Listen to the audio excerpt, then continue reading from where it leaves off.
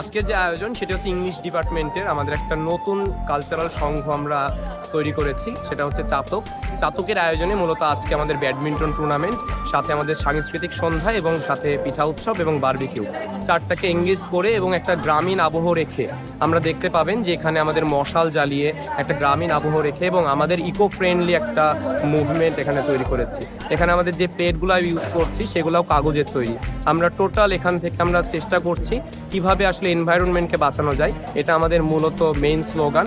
পাশাপাশি আমাদের যে সাহিত্যের একটা চাপ আছে সেই চাপটাকে ব্যতি রেখে আমাদের আজকে পিঠা এবং আমাদের যে বারবিকিউয়ের একটা স্বাদ সেটাই আমরা আস্বাদন করার চেষ্টা করছি। আপনারা দেখে থাকবেন এখানে আমাদের রানিং স্টুডেন্ট, আমাদের অ্যালামনাই যারা আছেন এবং আমাদের টিচারদের এখানে ইনভলভমেন্ট আছে।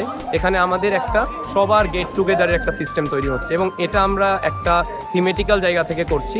মূলত বাংলাদেশের সাহিত্যে আমরা চেষ্টা করছি যেন নতুন একটা ধারা আসে, তারা যেন এখন পরিবেশ নিয়ে চিন্তা করে, তারা যেন মানুষকে নিয়ে চিন্তা করে, সেই মানবিক জায়গা থেকে, সেই পরিবেশগত জায়গা থেকে আজকের এই আয়োজন। এবং একই সাথে চাতককে উন্মোচন করার জন্যই চাতকের প্রথম প্রোগ্রাম আজকের এই গ্রিল এবং পাশাপাশি পিঠার একটা স্বাদ আমি সবাইকে দেওয়ার চেষ্টা করছি। এখানে আমাদের ইংলিশ ডিপার্টমেন্টের বাইরেও আপনারা দেখে থাকবেন অন্যদেরকেও আমরা দাওয়াত দিয়েছি, এটা সবার জন্য উন্মুক্ত রেখেছি এবং এটাতে আমাদের সবাইকে এঙ্গেজ করে জগন্নাথ বিশ্ববিদ্যালয়কে আমরা একটা নতুন ধারায় তোলার চেষ্টা করছি।